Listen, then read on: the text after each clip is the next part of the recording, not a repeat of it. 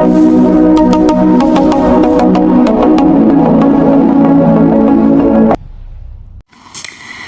à tous, alors on se retrouve dans une nouvelle vidéo, mais alors vraiment je vais vous le dire, pas du tout préparée. Ce matin en me réveillant je me suis dit putain, quelle gratitude j'ai, mais vraiment je me sens, comment vous dire, de plus en plus, faut le dire, de plus en plus heureuse dans ma vie. Très heureuse, et il faut le dire que ça n'a pas été le cas il y a quelques années en arrière. Voilà, j'étais beaucoup, faut le dire, dans les faux semblants, beaucoup dans le faux self, faut le dire, voilà, de faire semblant. Et en fait, bref, je me rends compte que de plus en plus, je vais de plus en plus vers... comment dire, j'ai envie de dire mon âme en fait, mais c'est bien plus que... Et encore, vers mon âme, c'est... Je sais pas comment vous dire, c'est pas très explicite de dire vers mon âme. Je pense que je vais plus vers qui je suis réellement, mais réellement. Donc aujourd'hui, je voulais parler justement du parcours alchimique, du parcours de flamme jumelle. Je mets ça pour, voilà, pour que vous puissiez comprendre de quoi on parle, mais c'est tout. Mais c'est vraiment pour vous dire comment, enfin, vous parlez un peu de mon expérience, mais pas mon expérience dans ce lien, plus mon expérience personnelle, parce que au final, quand j'y pense et quand je repense à mon autre, bah, quand je pense à lui par moment, et je vais être très honnête, c'est que maintenant, quand je pense à lui, il y a beaucoup de... Bah, faut le dire, hein, il y a beaucoup d'amour en fait. Il y a énormément d'amour. J'ai beaucoup d'amour et de la reconnaissance en fait. Beaucoup de reconnaissance envers lui. Enfin, je pense que c'est pas le bon mot. C'est pas reconnaissance. Je pense que c'est c'est plutôt de la gratitude que j'ai envers lui. Parce que, on va dire, je vais mettre des gros guillemets, hein, grâce à lui, bah maintenant je vois que j'arrive de plus en plus à faire des choses qui me plaisent, en fait, des choses qui me rendent heureuse dans ma vie, comme par exemple ce que je suis en train de faire là, tourner des vidéos, vous parler. J'adore faire ça. Je me sens vraiment dans mon truc, dans mon élément quand je suis sur YouTube à faire des vidéos. Et peu importe, hein, que ce soit des guidances, de l'ASMR ou autre chose, hein, des sujets qui me passionnent forcément, surtout quand on parle psychologie et philosophie. Voilà, on me perd, je peux en parler pendant des heures et des heures. Donc voilà, et il a fallu en fait que je le rencontre pour me rendre compte ce que j'aime faire en fait dans la vie, quels sont mes centres d'intérêt, quelles sont mes passions, et je me rends compte que plus je suis dedans, enfin plus je me concentre, je me focalise sur ça, et plus je me sens bien quoi, en fait, je me sens heureuse. Et en fait, ce que je voulais dire sur cette vidéo, c'était vraiment pour vous montrer le gros signe, l'un des plus gros signes que vous êtes sur un parcours alchimique, parce que je sais qu'il y a beaucoup de personnes qui viennent me consulter en maïeusthésie et qui me disent qu'elles sont sur un lien flamme jumelle, ou même en guidance, on me dit que, enfin, ces personnes pensent être sur un lien flamme jumelle, c'est possible, hein. Moi je pense que c'est possible, si elles le ressentent, il y a que elles qui peuvent savoir, parce que je dis ça parce que très souvent, beaucoup viennent me voir pour que je leur confirme. En fait, je ne suis rien moi, je suis rien, je suis personne, je ne suis personne pour aller confirmer des liens, et en plus ça fait même pas partie de mes prestations, je suis pas là pour confirmer des liens, ni pour confirmer ce lien, il n'y a que vous qui savez en fait. Vous savez au fond de vous qui est l'autre pour vous, vous le savez. Et si vous avez un doute, il n'y a pas de doute en fait, en général s'il y a un doute c'est que, voilà, vous avez raison en fait, vous avez raison, que vous le sentez que c'est votre flamme jumelle ou pas. S'il y a un doute, c'est vous en fait. Vous êtes... c'est vous l'acteur et l'actrice de votre vie. Ça, je le dis assez souvent dans mes vidéos YouTube. Tu es l'acteur de ta vie, tu es l'actrice de ta vie. Il n'y a que toi qui peux sentir, il n'y a que toi qui peux savoir qui est l'autre pour toi. Qui est l'autre pour toi. En te mettant dans le silence... et ben, tu t'arrives à entendre ce que ton corps, ce que ton âme te dit. Donc mets-toi dans le silence et pense à ton autre, à cette personne, et écoute ton corps. Je vous dis ça parce que je sais que c'est pas simple, il y a beaucoup de personnes qui n'arrivent pas à être seules, et moi je me rends compte que je me suis beaucoup, il faut le dire aussi, Quand on est dans un parcours comme ça, on s'isole du monde. On s'isole du monde. On s'isole de la société. On s'isole, on a envie d'être seul. On n'a même pas envie de faire partie de la société. On a envie d'être seul. Juste pour aller se regarder. Juste pour aller s'observer. Juste pour se regarder et voir comment on est, comment on se comporte. Le signe qui va montrer que tu es vraiment sur ce parcours, c'est qu'il y aura un grand besoin de couper avec la société, d'être tout seul. Tu as envie d'être seul. Il y a un grand besoin vital d'être seul. Peut-être que j'en fais trop, mais c'est comme ça que je le ressens au fond de moi. Pour moi, c'était une question de vie ou de mort, d'être seul. Si j'étais entourée, pour moi, c'était la mort. Si j'étais seule, c'était la vie. Et quand on est sur un parcours, c'est le signe qui montre que vous êtes vraiment sur un parcours alchimique, c'est qu'il y a ce besoin de s'isoler et d'être seul. On a envie de voir personne. On a envie d'être seul avec soi-même. Déjà dans les débuts, il y a la nuit noire de l'âme, donc forcément une nuit noire de l'âme, ça nous pousse à écarter tout ce qui est autour de nous. Et des fois, on n'a même pas besoin de le faire, c'est les gens qui partent naturellement de notre vie, sans qu'on ait rien à faire. Moi, je sais qu'il a fallu juste que je parle, que je dise ce que je ressens, pour que les gens s'éloignent. En fait, c'est là que vous voyez si les gens étaient proches de vous parce qu'ils vous appréciaient réellement ou pas, peu importe, bref. Quand vous commencez réellement à parler, à dire votre opinion, votre vérité, là ça se casse, là ça se barre. Voilà, pour vous dire. Et donc, en fait, quand on est sur ce lien-là, il y a un gros nettoyage qui se fait. Un gros nettoyage. Pour moi, et encore une fois, c'est que ma vérité, c'est ma vérité, vous n'êtes pas obligé de l'apprendre. Mais pour moi, c'est un signe aussi qu'on est sur un parcours alchimique. C'est le fait d'avoir un grand besoin, grand besoin, d'aller se développer personnellement et aussi spirituellement. Il y a un grand besoin en fait, gros besoin. On est tout le temps en train de s'observer. On a envie de... Enfin, on a envie. C'est pas qu'on a envie, c'est que ça se fait... Je sais pas, c'est comme un appel d'âme, l'âme qui nous pousse vraiment à aller s'observer, à aller tout regarder en soi. Je vais vous dire, des fois, moi, ça part très loin dans mes réflexions, quand je suis dans ma petite tête en train de réfléchir à plein de trucs. Je suis là, des fois, en train de me dire, mais est-ce que je serais pas compulsive, acheteuse compulsive? Vous voyez, il y a des trucs tout bêtes qui me viennent en tête, et souvent, c'est par rapport aux addictions. On va tout voir, en fait. On va tout voir en nous. Même les trucs qu'on n'a pas, les trucs qui sont pas confortables à aller voir. C'est le signe que vous êtes sur un parcours. Le fait d'avoir cette envie d'aller voir des parts qui sont pas très confortables à aller voir. Les addictions, aux achats compulsifs. Je parle de ça parce que je sais que moi, pendant un petit moment, c'était une peur. Je me disais, mais est-ce que je suis pas acheteuse compulsive? Parce que je sais que moi, j'ai un grand besoin d'adrénaline. Je cherche l'adrénaline, le plaisir à chaque fois. Et j'ai fait des petites recherches pour voir si j'étais pas acheteuse compulsive. Après, il y a toutes les formes d'addiction. Ça peut être l'addiction à la drogue, à l'alcool, au sexe aussi. Il faut en parler. Il y en a beaucoup qui en parlent pas, qui osent pas en parler, mais on peut avoir cette addiction aussi. Pourquoi? Parce que derrière ça, il y a le besoin de se sentir vivant.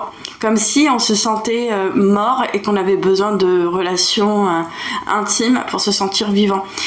Ça, on n'en parle pas beaucoup dans le parcours et pourtant il y en a parce que j'ai eu 3 couples que j'ai accompagnés en maïeusthésie. Dans l'un de ces couples, il y avait une personne qui avait cette addiction-là. L'addiction au sexe et clairement j'ai pu voir toutes les petites manifestations du personnage de l'ego pour se sentir bien, comblé après ça, en fait. Et quand on est dans ce parcours-là, il y a cette envie d'aller voir tout ça, en fait. Il y a cette envie de voir si on n'a pas une addiction à telle ou telle chose. Il y a cette envie de voir si on est encore dans une blessure d'humiliation, d'injustice ou, de rejet. il y a toujours un besoin, mais vital, d'aller regarder ses blessures. Il y a un besoin de lire des livres sur la psychologie, la spiritualité, la philosophie, sur tout ce qui est aussi scientifique, la physique quantique, les neurosciences. Parce que, en fait, il y a un truc que j'ai remarqué, c'est que beaucoup nous voient comme des gens perchés parce qu'on est dans la spiritualité. Mais faut pas croire, hein. Moi-même qui est dedans, je vais vous dire, là, en ce moment, je suis en train de lire un livre sur les neurosciences. Et ouais, vous allez me dire, mais non, la neuroscience, ici là, c'est pas du tout très spirituel, tout ça. Bah oui, en fait, il y a un besoin d'aller comprendre, nos fonctionnements, nos dysfonctionnements surtout, d'aller comprendre notre cerveau, comment il marche, le besoin de comprendre, comment le cerveau il marche, pourquoi on réagit comme ça, pourquoi on surréagit comme ça. Je dis bien surréagit. Je dis ça parce que moi, dès qu'il y a quelque chose qui me... je sais que j'ai un tempérament assez... je peux avoir beaucoup les nerfs et répondre. Je suis assez impulsive verbalement, faut le dire. Et ça, il faut aller le voir. Parce que beaucoup se disent c'est un trait de caractère, t'es juste impulsif. Non, des fois, c'est juste une réponse traumatique. Ça peut être une réponse à quelque chose qu'on a subi, à un traumatisme subi, bref, dans l'adolescence, dans l'enfance, peu importe. Mais il y a toujours ce truc-là. Il y a toujours ce besoin de lire des livres sur le domaine, la spiritualité, les neurosciences. Il y a ce grand besoin. Je dis ça parce que, par expérience, j'ai eu beaucoup de personnes dans mon chemin là, depuis mon divorce et depuis la séparation avec mon autre. J'ai eu tout d'un coup en fait, un divorce plus séparation avec mon jumeau d'âme. Et après ça, ce qui s'est passé, j'ai eu comme une sorte de... Je vais pas dire déclic, c'est léger encore dire déclic, hein. Il y a eu une grosse remise en question sur moi, sur la vie, sur qu'est-ce que je fous là en fait. Il y avait beaucoup ce truc là, mais qu'est-ce que je fous là en fait. Si l'autre m'abandonne, me lâche, mais qu'est-ce que j'ai à foutre là en fait. Comme si j'avais ce besoin d'avoir une énergie à côté de moi pour pouvoir avancer. Et ça fait partie aussi de la dépendance. Et justement sur ce parcours-là, et aussi tout ça, aller voir tout ce qui est dépendance. Et quand je dis dépendance, c'est pas que la dépendance affective, bien sûr il y a ça, mais il y a la dépendance intellectuelle, l'indépendance, la dépendance intellectuelle, dépendance émotionnelle, dépendance énergétique. Et en fait ce parcours, c'est le signe qui montre quand même que vous êtes sur ce parcours, c'est d'aller épurer, d'aller voir, d'aller reconnaître et réintégrer toutes ces parts-là en vous qui avaient ces dépendances-là. Et la vidéo pourrait durer très longtemps parce qu'il y a tellement de sous-sujets, on va dire, sur la dépendance émotionnelle et intellectuelle. Moi, je sais qu'avec mon ex-mari, j'étais beaucoup dans la dépendance intellectuelle. Parce que c'est vrai que, faut le dire, je suis quelqu'un qui a besoin toujours d'être stimulé intellectuellement. Et quand je voyais mon ex-mari des fois parler, quand il avait des idées sur un sujet ou quand il aimait pas certaines choses, et que moi, j'aimais plutôt, c'est-à-dire que j'avais une opinion quand même opposée à la sienne, ça pouvait m'arriver par moment, pas tout le temps, hein, mais par moment, de me fondre dans son avis, de me fondre dans son opinion. C'est-à-dire que je n'étais plus moi, j'étais lui, j'étais ses avis, j'étais son opinion. Et ça, je vais vous dire une chose, maintenant, petit à petit, c'est tout petit chez moi, mais je commence à avoir peur. Maintenant, c'est tout l'inverse. Je commence à avoir un petit peu peur de me fondre dans l'avis et l'opinion de l'autre. Donc, je vais être beaucoup dans le détachement, parce que j'ai pas envie de prendre l'opinion de l'autre. Je veux qu'on me laisse tranquille, je veux pas qu'on touche à mes opinions ou à mon avis. Et ça, c'est un truc qui arrive de plus en plus dans le parcours. On arrive à des phases où on se dit mais ça, moi j'étais comme ça avant, et là je me rends compte que je le suis plus du tout. Mais des fois ça peut être même dans l'extrême, hein. Et quand c'est dans l'extrême, je vous le dis, c'est pas bon. Ce parcours nous permet vraiment d'aller dans la voie du milieu. Dans la voie du milieu, dans la troisième voie. Ce parcours nous pousse vraiment à aller dans la troisième voie. La troisième voie, c'est là l'équilibre, c'est la demi-mesure. Et attention, quand je dis ça, parce qu'il y en a beaucoup qui vont dire putain mon dieu, je suis dans la merde parce que moi je suis trop extrême, trop intense, je suis quelqu'un d'intense. Je vous le dis, moi-même je suis quelqu'un d'intense, de très intense. Ça veut dire que quand je suis heureuse, ça va se voir, quand je suis très très heureuse, ça va se voir, mais vraiment, je peux pas faire semblant. Je peux pas faire semblant. Quand je suis heureuse, je suis vraiment heureuse. Quand je suis triste, on a l'impression qu'il y a eu un mort dans la famille. Ça se voit sur ma gueule. Clairement, ça va se voir. On va se dire putain, mais qui est mort? Je peux pas faire semblant. Ça va pas, ça va pas. Je peux pas faire semblant. Et le parcours, il est là justement pour vous montrer que vous avez trop été dans des faux semblants. Le parcours vous pousse à être vrai. Le parcours vous pousse à être vrai dans toutes les circonstances, et même dans les circonstances où c'est pas confortable. C'est pas confortable pour l'ego, pour votre personnage. Donc voilà. Il y a un truc aussi que je remarque beaucoup, c'est qu'il y a des personnes qui commencent de plus en plus à retrouver la paix grâce à ce parcours. Et c'est toujours dans ces moments-là aussi qu'il y a des personnes qui reviennent pour leur parler et pour aller voir. Moi, je vois ça un peu comme ça. C'est un peu pour aller voir inconsciemment comment elles se sentent dans leur vie, comment elles sont au niveau de l'apaisement de leurs blessures. Et c'est encore des choses qui reviennent pour voir comment vous allez agir ou réagir. Ou pas. Et ça va vous montrer aussi dans quel état vous êtes actuel. Ça va vraiment vous montrer, vous évaluer sur votre état intérieur. Un gros signe aussi qui montre que vous êtes quand même sur ce parcours, parce que, faut le dire, l'humain est duel. Nous sommes duels, on a beaucoup de dualité en nous, et ce parcours nous montre aussi notre dualité et notre non-dualité, donc l'unité quoi. Et ce parcours justement, c'est le signe qui vous montre que vous êtes sur ce parcours, c'est le fait de voir, de mettre en conscience votre part duel et votre part non-duel. Et en fait, ce parcours va vous montrer que vous avez des côtés, cohérents, et vous avez des côtés en vous contradictoires. Et le défi du parcours alchimique, le défi de ce parcours-là, c'est justement d'aller intégrer tout ça, d'aller réintégrer tout ça en vous. Le côté incohérent et le côté cohérent. D'aller intégrer toutes vos multifacettes en vous. Donc sur le parcours, au début, on est là, on regarde l'autre, on se dit waouh, mon Dieu, on est là à mettre l'autre un peu sur un piédestal parce qu'on se dit ah, il est comme ça, ah, il est comme ça. Enfin, mais en fait, tout ce que vous voyez, tout ce que vous idéalisez sur l'autre, je vous le dis carrément, directement, c'est vous. L'autre, c'est vous. Dans le parcours, l'autre, c'est vous. Et en même temps, quand l'autre, c'est vous, ça veut dire que le monde entier, c'est vous. Le monde entier, c'est vous. Je vais prendre un raccourci. C'est comme quand je dis des fois à mes filles, parce que j'ai une de mes filles qui est un peu réservée, un peu timide, elle n'ose pas participer en classe. On va faire un raccourci, c'est un peu ça. C'est quand je lui dis participe, t'inquiète pas, la maîtresse, je lui dis imagine la maîtresse sur les toilettes. Ça la fait marrer, mais je lui dis mais c'est vrai. Mais c'est vrai, imagine-la sur les chiottes, la maîtresse, et tu vas voir que t'auras moins peur de prendre la parole en classe. Et ça revient au même sur le parcours. Quand on dit à l'autre, quand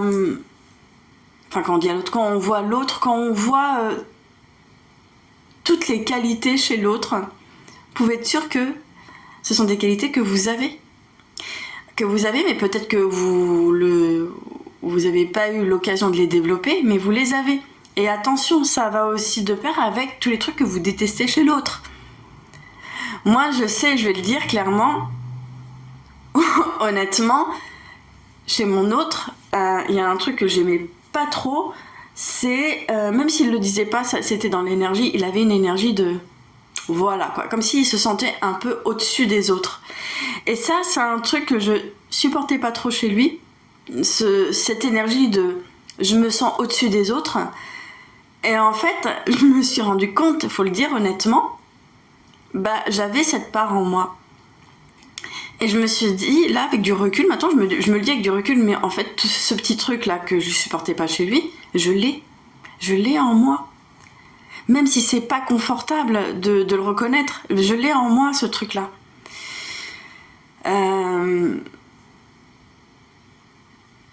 Ouais, enfin, je pense à un truc qui me revient. Pour vous dire, on est humain, on a tous des moments comme ça de fragilité, de faiblesse, j'ai envie de dire. Et encore, je mets des gros guillemets parce que on a tous des pensées comme ça, sauf que c'est pas entendable en fait. Personne ne peut entendre ça. Ce que je vais dire là, je me rappelle il y a des années quand je travaillais sur Paris. Ouais, il y a très longtemps, hein, quand même peut-être 16-17 ans. Quand je travaillais sur Paris, il y a eu un soir où je passais l'avenue de l'Opéra pour aller prendre mon métro et il y avait un SDF dehors, par terre. Hein. Bah, je vais vous dire, je suis passée à côté de lui. Honnêtement, hein, je sais. Mais c'est après que je me suis jugée, pour vous dire, même dans le métro, je me suis dit, mais t'es qui toi pour... Je me suis moi-même un peu mal parlé parce que je suis passée à côté de ce SDF, je l'ai regardé, mais je vais vous dire, de haut. Et j'ai eu ce sentiment, en le regardant, de supériorité. Je me disais, moi... En fait, je me suis pas dit, moi, jamais à sa place. Je me disais plus, ah, moi, ça va, je suis bien lotie, en fait. Vous voyez, j'ai vraiment cette pensée. Et en le regardant de haut. Et après, arrivé dans le métro, je me suis dit, mais putain, mais t'es qui, toi, en fait, pour penser des choses comme ça? Vous voyez, là, ce que je vous dis, c'est quand même des choses que beaucoup de personnes, je pense, pensent. Mais n'osent pas le dire. Vont pas admettre. C'est comme beaucoup de personnes certaines personnes, enfin beaucoup, je dis certaines, qui se disent, ou qui disent à d'autres personnes, oh, mais moi le regard des gens, j'en ai rien à foutre. Clairement, j'en ai rien à foutre du regard des gens. Moi, je vis ma vie comme j'en ai envie.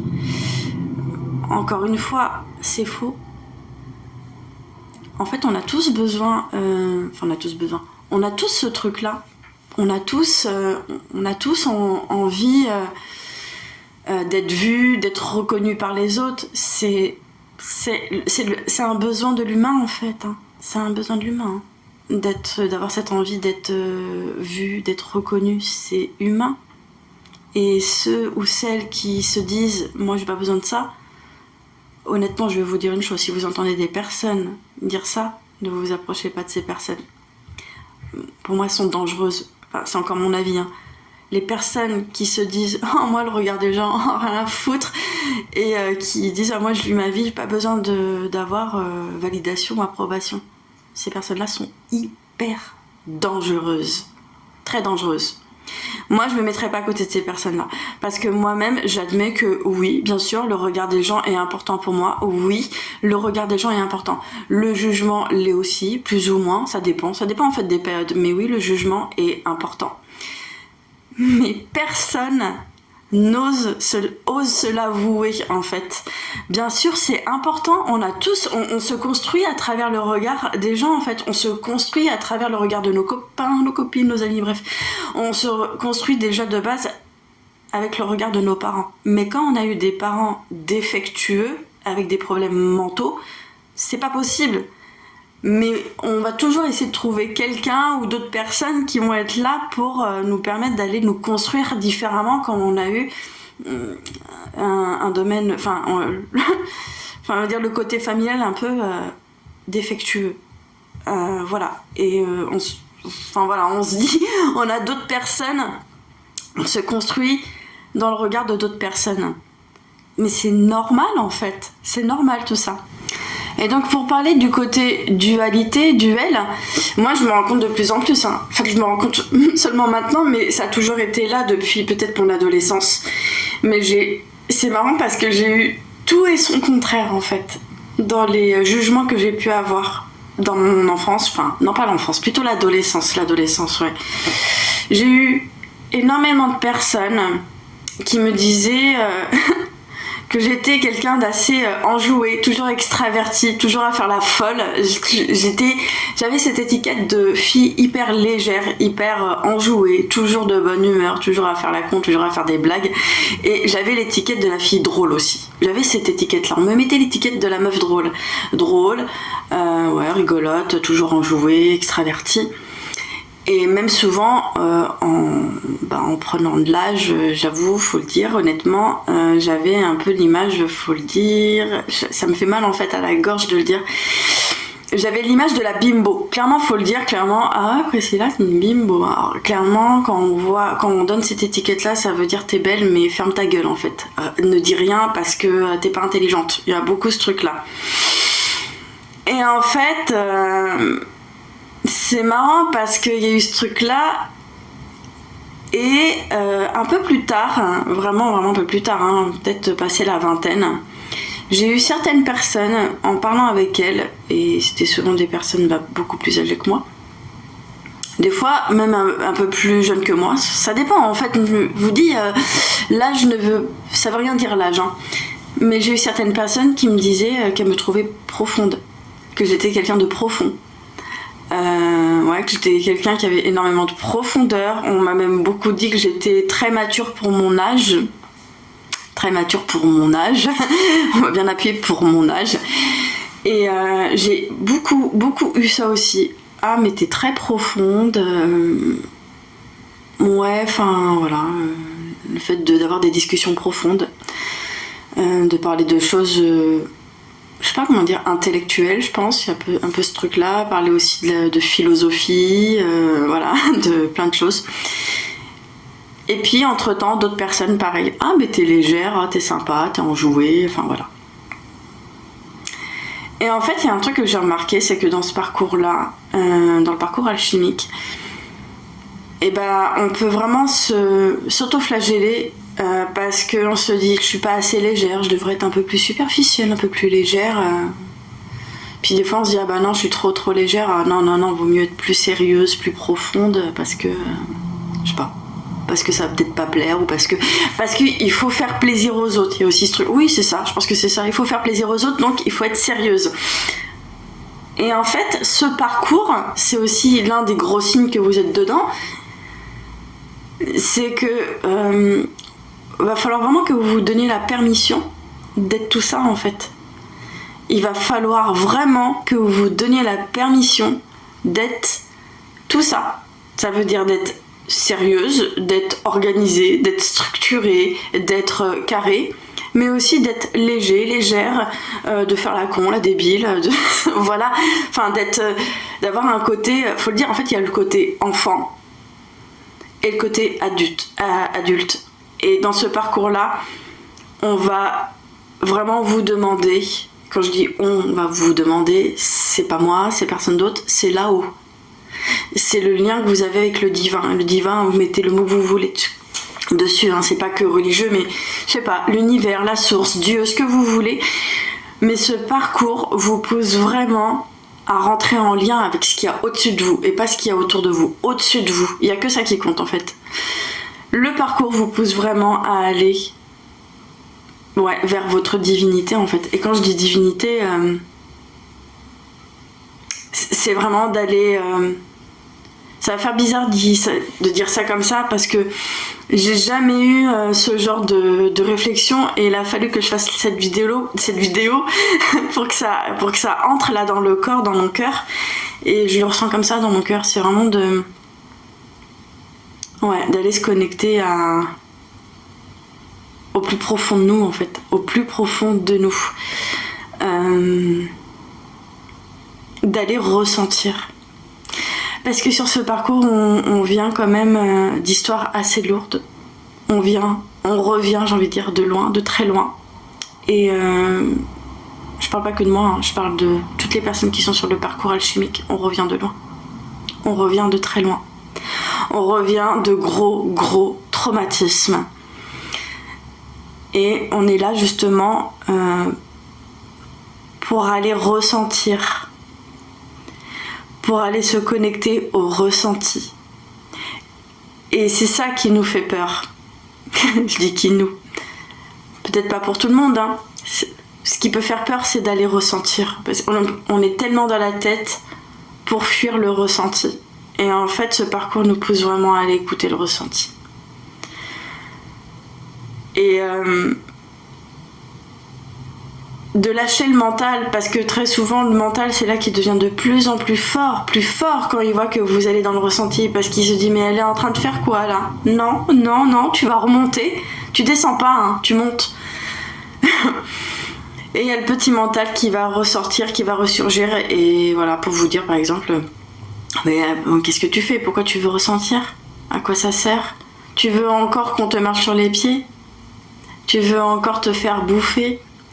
Tu veux encore qu'on te voit comme quelqu'un de fragile ou de faible pour te faire encore bouffer? Ça, c'est le mental en fait. Mais le mental vous raconte que des conneries.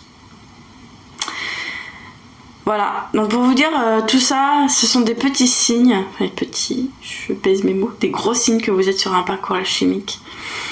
C'est d'aller unifier toutes ces parts en vous, duel. Voilà. Bon bah voilà, vidéo terminée, et encore je vais vous dire, je dis ça alors qu'au fond de moi je sens qu'il y a encore des choses à dire. Mais je sais pas quoi en fait, c'est marrant parce que je le ressens là, hein. Il y a encore des choses à sortir. Mais je sais pas quoi. Mais je pense que je ferai une autre vidéo. Une autre vidéo, parce que s'il y a encore des choses et que j'arrive pas à cerner ce que c'est, il y aura une autre vidéo. Donc voilà, si vous avez des questions par rapport au parcours, par rapport à mes consultations aussi, si vous voulez un accompagnement avec moi, que ça soit guidance ou en maïeusthésie, et ben tout est en bas dans la barre de description. Je vous dis à la prochaine et je vous fais plein de bisous.